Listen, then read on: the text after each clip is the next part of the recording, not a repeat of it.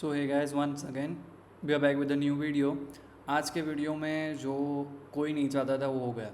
Trump ने पहले क्या कहा था कि जब ईरान और इसराइल का वॉर हुआ था वो पहले से ही वो अग्रेसिव था कि मैं ईरान को कभी भी जीतने नहीं दूंगा। क्यों? क्योंकि वो नहीं चाहता था कि ईरान के पास कभी भी न्यूक्लियर वेपन्स और हो। उससे सभी को क्या लगता था कि ट्रंप ने यूएसए ने 20 डेज़ का टाइम लिया है टू अटैक ईरान। बट आज क्या हुआ? जो 2-3 दिन पहले उन्होंने कहा था कि 20 डेज़ तो लगेंगे हमें प्रिपेयर करने के लिए। But on Sunday 22 June morning Indian time से कहे तो हम मॉर्निंग में ट्वीट ट्रम्प का आ गया कि we have completed our successful attack on 3 nuclear sites in Iran. इनका मेन मोटो क्या था कि ईरान की जो न्यूक्लियर साइट्स है उसे अटैक करना। अब एक चीज़ देखिए कि न्यूक्लियर जो वेपन है वो 300 फुट नीचे था, बराबर। बट इसे कोई भी ऐसे अटैक नहीं कर पाता। सिर्फ ट्रंप ने यूएसए के पास ऐसे वेपन्स है जो यहाँ पे अटैक कर सकते हैं। तो 3 लोकेशन कौन सी थी? Fordow, Natanz and Isfahan. All the planes are now outside of Iran air space. ये लोगों ने जो ऑपरेशन किया किसी को कानों कान तक खबर तक नहीं। लोगों को क्या लगा था 20 डेज़ तक अब सबको टाइम मिल गया था कि ईरान को कि सोचने के लिए कि क्या कर रहे हैं। बट ट्रंप ने क्या किया? ट्रंप को पता चल गया था कि अगर सबको 20 डेज़ दे दिए तो मेरा कोई मौजूद ना मेरी कोई एग्जिस्टेंस नहीं रहेगी। उसने अपनी एग्जिस्टेंस को बनाए रखने के लिए आज कोई भी डेडलाइन किसी को कानों कान खबर तक नहीं दी और आज सुबह में वॉर कर दिया।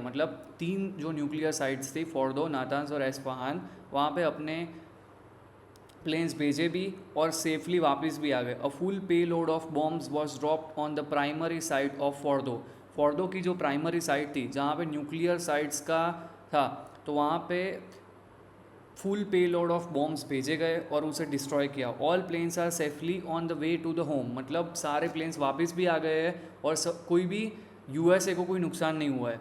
Congratulation to our greatest American warriors, there is no other military in the world that could have done this. ये सही बात बताई इन्होंने कि ट्रंप के पास जो यूएसए के पास जो वेपन थे जो 200 साल तक इसके पहले किसी ने यूज़ भी नहीं किए होंगे, आज तक किसी ने देखा भी नहीं होगा, वो वाला वेपन यूज़ करके 3 न्यूक्लियर साइट्स को इसने बॉम्बार्ड कर दिया। Now it's the time for the peace. ये क्या चाहता है कि अब फर्दर वॉर में कन्वर्ट ना हो। इसका मेन मोटो क्या था कि जो न्यूक्लियर साइट्स थी उसे डिस्ट्रॉय करने का।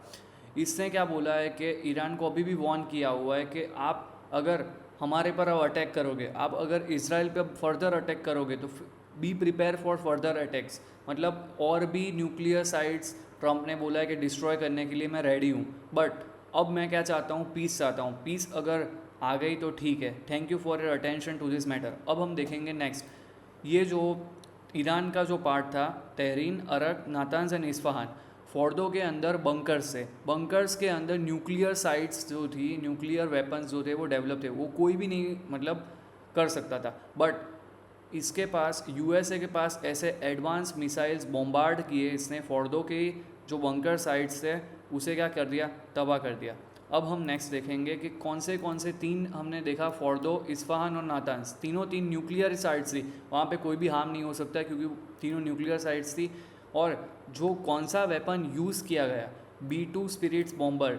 अब ये जो है सबसे महंगा, one of the most expensive military aircraft ever build in the Indian world history. आप देखना चाहोगे इसकी जो प्राइस है जो मशीन की, $2.1 billion, which is not a small amount. Okay, 6000 nautical miles तक ये जा सकता है और फोड़ सकता है।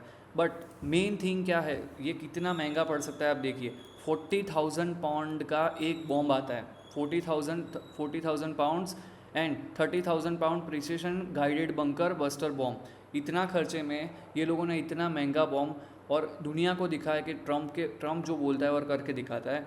उसे ये दिखाना था कि बस मुझे ईरान को न्यूक्लियर वेपन डेवलप करने नहीं देना है।